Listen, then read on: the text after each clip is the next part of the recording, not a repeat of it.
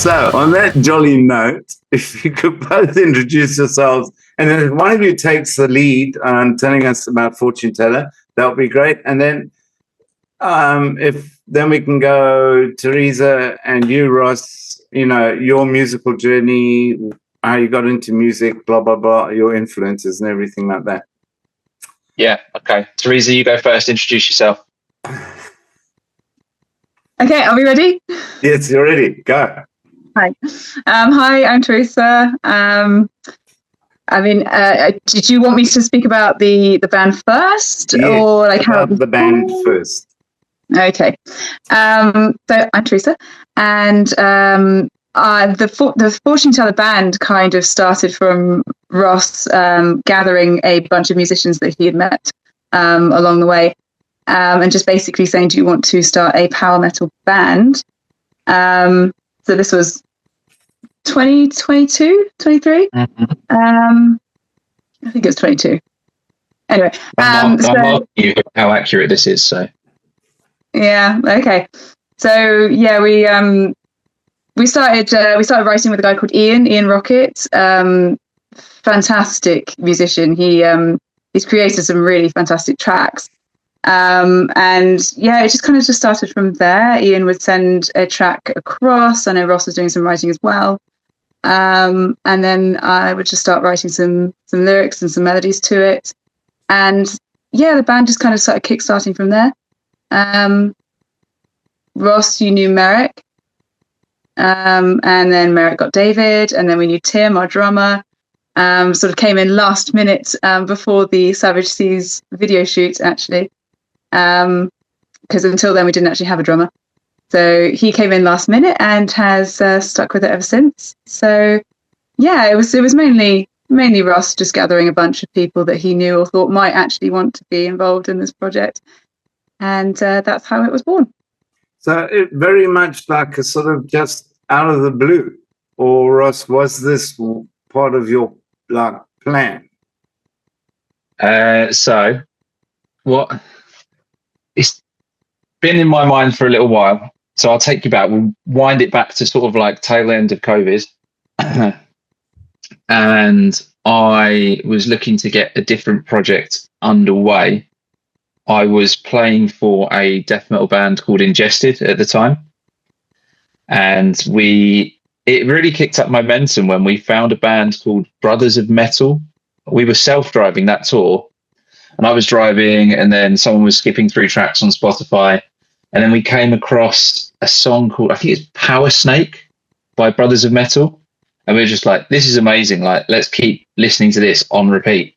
And then I was just like, totally should do a band like this. And then we were in Holland in a venue called Nijmegen, a venue in Nijmegen called Doornroosje. And we were just like, yeah, let's do it. Me and the drummer from Ingested were going to do it originally. And I was just like, I've got the perfect singer. I have the perfect singer. Let me message her now. So I messaged her, and quite famously, she'd said no to this a lot. So I was just persistent. And then I think that was the time that she said yes, because I'd asked her before and she always shut me down. So she said yes. And then I started having to think on who I could get on board. Spoke to a couple of people, got kind of like it is in the early days when you're just like, do you want to do a band? And unless it's like a fully set up, functioning, rolling band, people are just like, yeah, maybe. But I had a deep root around, and then I spoke to Ian because he was originally supposed to play bass in my band before Ingested. So this band was at its peak just before COVID hit, and we had a tour booked with the Black Dahlia Murder, and which we needed a bass player for because we didn't have a bass player. We were just running bass on track, and yeah, Ian was the guy that we spoke to, who the drummer had met playing a wedding the last year. Tell me if this story gets boring. And he sent over some stuff. He's insane on bass, and he's just an insane musician all around. And he'd sent me the thing that really sparked it for me is because I wanted it to be a bit symphonic, and I knew he'd sent me he was like, oh, we could use this for like an intro track for the set before we like take the stage. And I was just like, this is awesome. And then I remembered, I was just like, Ian can do that symphonic stuff. So just straight away, again, I'd learned to talk to people so they don't say no to me. And yeah, he was up for it. And then we started, like Theresa said, we started banging tracks backwards and forwards. And then Ian sent some demos over. Theresa did vocals. It worked. And then we just filled in the gaps. And I've known Merrick, who plays keys and does all the production stuff. I've known him for years. Messaged him. I was just like, dude, random idea. I'm going to come over to yours this evening and we're going to chat about something. And he was just like, okay. And then we just got kebabs from down the road, sat there. And I was just like, we're doing a power metal band. And he was just like, sure. And that was like a little while ago. And we've just been grinding out tracks ever since. And now we've got to the point where we've got videos out and releasing it piece by piece. And it's getting quite a lot of plays on Spotify, and your YouTube video seems to be doing all right as well. Yeah. And judging by the reviews, you seem to really have hit the nail on the head. Yeah. I mean, the numbers can always be bigger. It's a fledgling band. I mean, we weren't expecting sort of hundreds of thousands from the get-go. Because as well, like, I mean, maybe if it was something more in the vein of what each of us had done individually, like if this was a death metal band, then I'd have more of the already established fan base clicking on it. But because it's a new arena, kind of for all of us, it's sort of brand new into the circuit across the board. But yeah, no, it's doing really, really well. And you know, like anything, it takes time to build, but we're building it in the right direction, and it's definitely going the right way. Well, it's quite amazing how these things come about, you know, because sometimes it's the best way if it just sort of just happens, rather than it's like a planned, like I need this guy, you know, just throw it together and see what comes. Yeah, exactly. I mean, there's that classic expression of what is it? Perfect is the opposite. Perfect is the enemy of done. So, I mean, we just needed to get the ball rolling, really. I mean, we did kind of delay for too long. We should have got more out earlier. We should have been releasing probably a touch earlier in 2024. But now we've sort of started to define our style and our branding and everything like that. I think everything's going to come together a lot easier. But like you said, it's a bit different. Like I think you said earlier, how it's you said about how it hit you at the start before we started properly recording. And I think that's one thing the sort of the charm of Fortune Teller has is you hear a lot of power metal and it's quite, you break it into the musicianship, a lot of it's quite basic. And there's not many, there's no hooks based off of instrumentation. It's mostly just vocals that provide the hooks. Whereas in Fortune Teller, a lot of it is quite riffy hooks as well. So if you think about the start of the new song Fortune Teller, it's got the orchestration, but then the riff hits and you could hum the riff and you can remember the riff. Whereas if you ask me about other power metal bands that I listen to, I probably couldn't really hum you what the guitar's doing that well because it's just following more sort of chordal patterns. Whereas we've always wanted to have the sort of mission statement of it's just power metal, but with fat riffs. Yeah. No. True. But then again, and this leads me to Theresa, your background, because your vocal background, it's very much symphonic metal, if I put it that way. So tell me about your vocal background. Yeah, I mean, when I started in bands, I was a rhythm guitarist doing backing vocals. So that's kind of where I started. I was too shy to be a singer. So it was really when my bassist friend, Gary, he said, do you want to come and try out for my band? Because they need a new singer. And that was kind of a bit more going into that realm of sort of female-fronted music, more symphonic metal. I said I'd give it a go. That was Silent Prophecy years ago, and that's where I met my good friend Ollie Roberts, and we started then the band Metaprism. But it was it was more heavy because I was writing also some male aggressive vocals as well. So we were getting the screams and the growls in there as well, and we were kind of just playing off each other. So that's kind of where like the dual vocal part and actually singing the harmonies and things like that, which I loved, really where I started developing kind of my writing style and how I wanted to sing.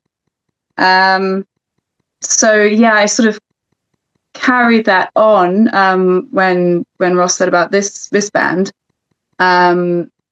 doing a power metal band. I was like, yeah, that's okay, but I can't sing like stratosphere high, and I can't do operatic. I think I actually said that to him. I don't sing operatic if you want a female fronted band, because I've always just kind of sung quite straight. My register is probably a bit lower, and also singing with another singer.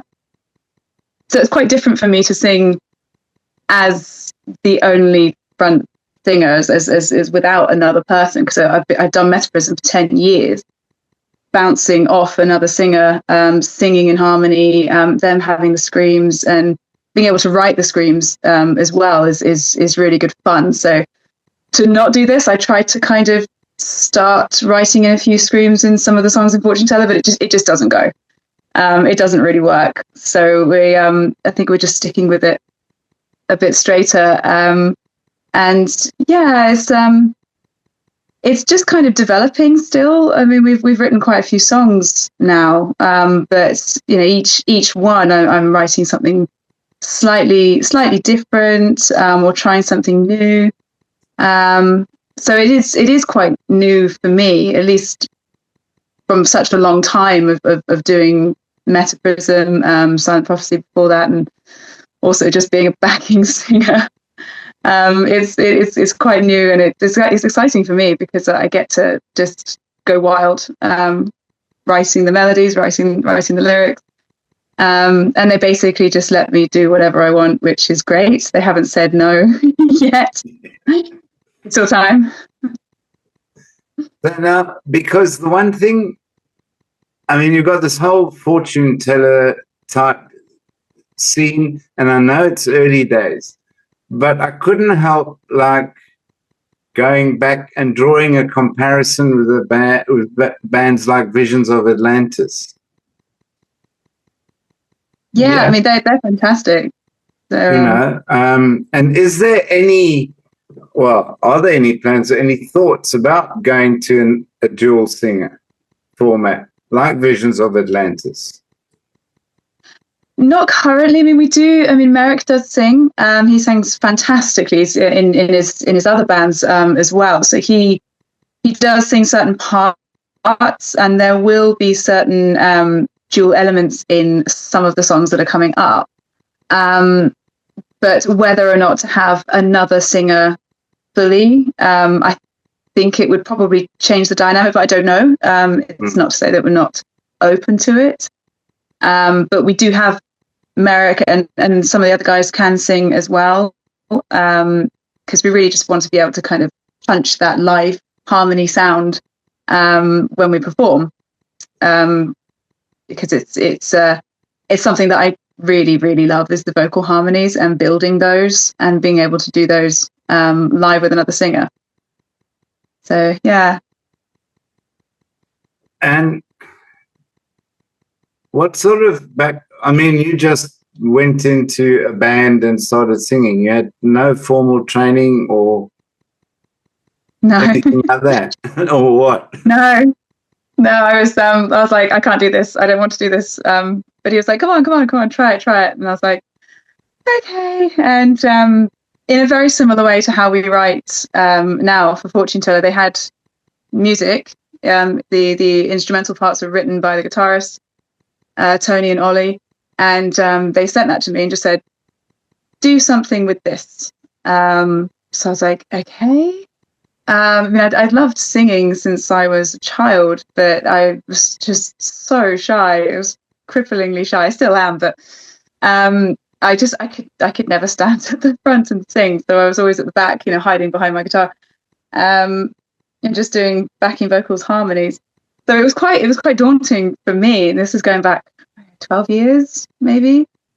And yeah, I enjoyed writing music. I did always enjoy writing music. I used to play keyboards and write little songs and things like that.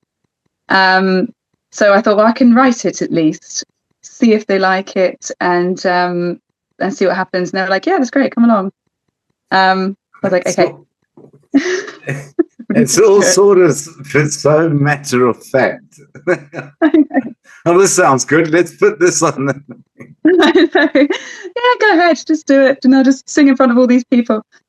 So I was overcoming a lot of kind of like boundaries there on myself, just thinking, okay, I'm going to have to do this. I've said I'm going to do it now, and now I'm standing in front of these people with a microphone in my face. And but along with that, because I hadn't had any formal training, I was also having to learn and develop my voice, projection, breathing, because I was finding I would play one show and I would just blow my voice out, and I wouldn't know anything about recovery. I didn't know anything about how to take care of my voice before a show. So, I'd be like drinking beer and then going on stage, and all this kind of, every time something went wrong, I was like, okay, I need to learn how to not do that or do it better. And then I got some singing lessons, which really helped with learning the breathing techniques, discovering I was breathing all wrong.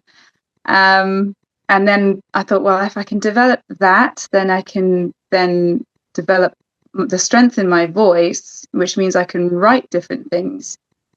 So then I started writing things that were out of my register so that I could then try to learn to sing up there and develop, and just sort of learning how to take care of myself, especially on tour, because that first time we went to Europe and I was like, okay, I need to really look after my voice, and like 3 nights in I'd blown my voice, but then that was with Zandria, and she was lovely actually. She said, have you tried in-ear monitors? And I was like, no. She's like, well, you need to, because you're singing over all this distorted music and you're just blowing out your voice. So yeah, got in-ears, absolutely amazing, changed my life. So it's all just learning all the time about new ways how to look after yourself, look after your voice, but that helps with the writing. It means I can write different things, try out different styles. And your musical influences? What do you like to listen to? I listen to a lot of bands. Influence-wise, for Fortune Teller, I love bands that can that sort of tell a story in their songs. So bands like Dream Evil, Amorphous, I absolutely love, because they've got these stories within their songs.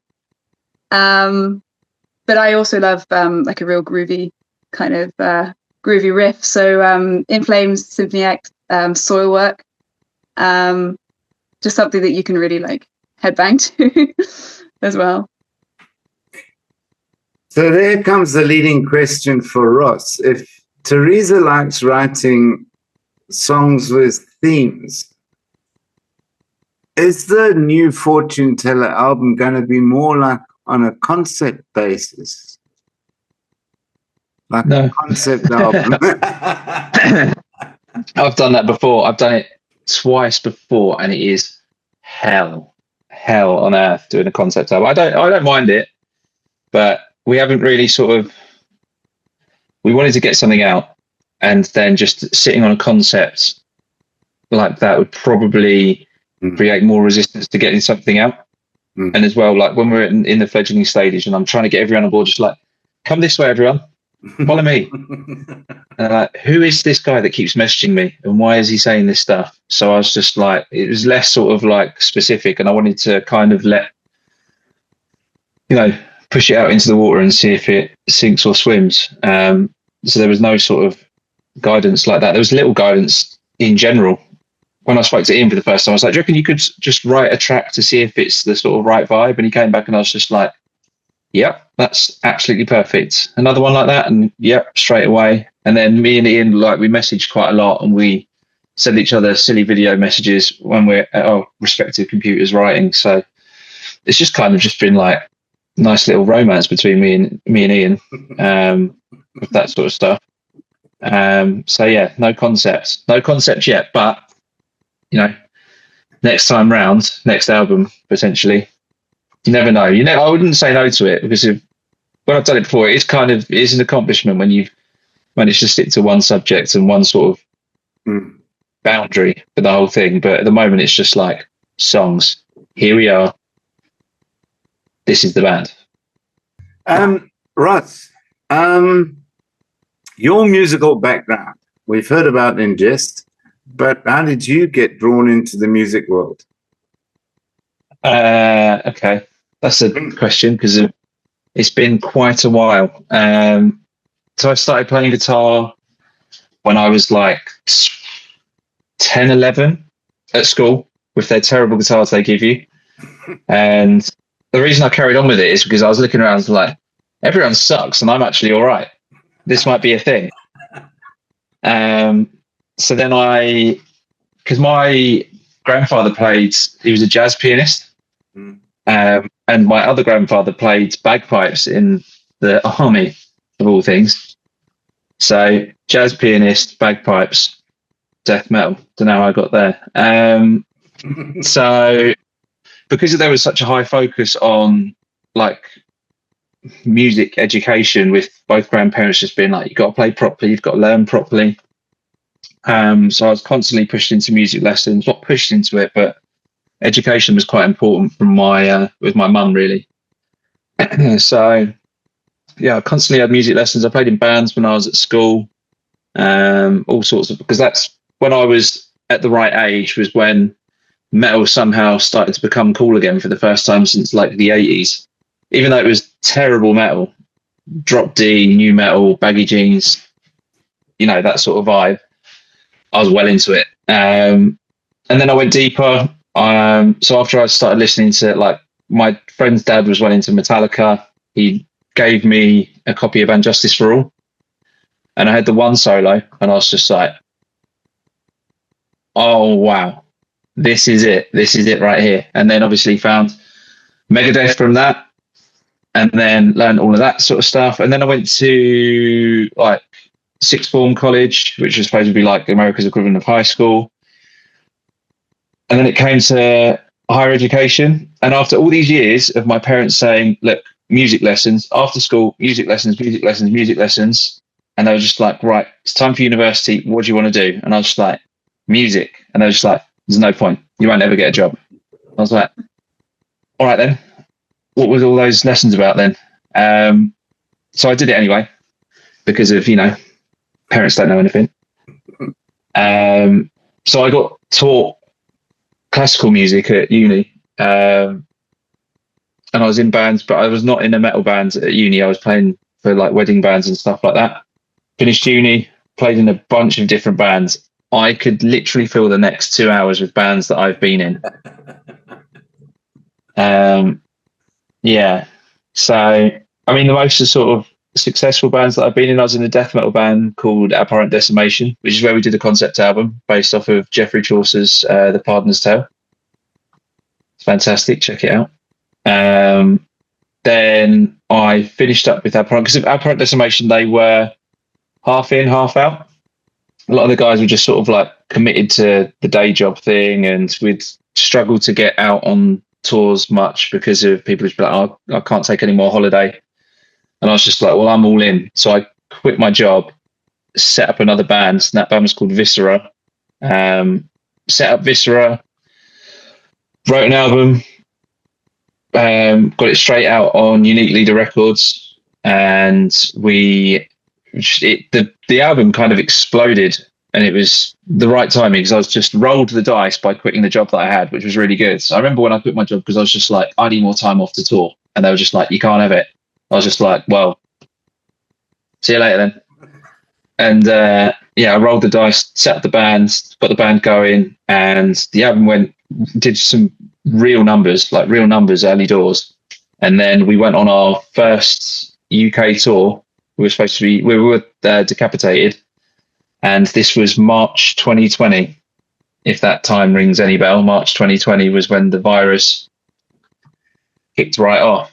So we were halfway around Europe. I think we'd done like 4 or 5 German days, Denmark, Holland, and then over into London, up to Glasgow, and then the tour got cancelled, which was the end of it for 2 years for everyone. So then sat in for nearly 2 years, joined Ingested, did loads of touring for Ingested. I think I did like nearly 100 shows in just over a year. And then wanted something else, and here we are. Yeah, it got to the point though, because with that whole virus, I remember sitting in front of my computer, and at the start, you're just like, I'm going to write an album again. I'm going to do this. I'm going to do that, the other. And then you get the wheels working on it. And like that Irish band, you just sort of think, oh, this is never coming back. This is never coming back. I remember I went to a job interview halfway through the lockdowns. I was just like, I'm going to go back to having a job. And I put a suit on and everything like that, turned up, smartly dressed. And I remember literally, there was a massive glass fronted office building. And I looked at myself in the suit walking in, and I was just like, I'm not doing this. So I went in, acted like an arse in the interview, and then just left. It's an argument with the guys interviewing me. And I was like, I'm going back to writing that album. Weird times. So now, future plans for Fortune Teller. What's next? Well, apart from the new singles coming out, live shows. Yeah. When are you planning to do some live shows? We've got some live shows booked in. We've got live shows booked in July. We're playing a festival called SOS, which is up near Manchester. We have a couple of shows. Yeah, London. Has London gone up yet? Have we posted about that? Some of them.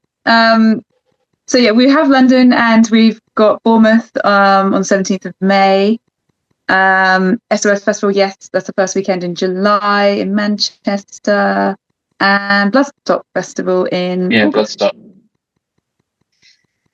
And there's other bits that we're working on booking, but obviously we don't know. No, absolutely. And then what are you what's your set list like then? He asked. We have to learn it's going to be interesting. Yeah, it's going to be interesting. Because I've never done it this way before, because by the time that the first show rolls out, I think we'll only have 3 tracks out, but we're playing a headline set. So yeah, if you want to hear more songs, come and see us play. Get down. Yeah, but I kind of like that. Because if you listen to the first 3 tracks and you're into it, I'm trying to picture it from what the market sees it as. Okay, I liked their first 3 tracks, and their headline is they're going to play a full set, so they're going to have to be playing more material. So they're not going to be comparing it to full production. They're going to be just straight away hit with it live, which is going to be interesting. I've never done it that way before, but I'm hoping some people film it on their phones and post it online and ruin the surprise about some of the songs. Yeah, they will. They will. But that's they definitely will. Yeah, but there's nothing wrong with doing it that way either. No, it's clever. Yeah, risky. I think it could be the worst idea. Out of matter of interest, I actually grew up in Beckenham. Beckenham? Oh. Yeah. I know Beckenham. I just had to take the dog to Beckenham to get $6.5 grand worth of surgery. I hate Beckenham.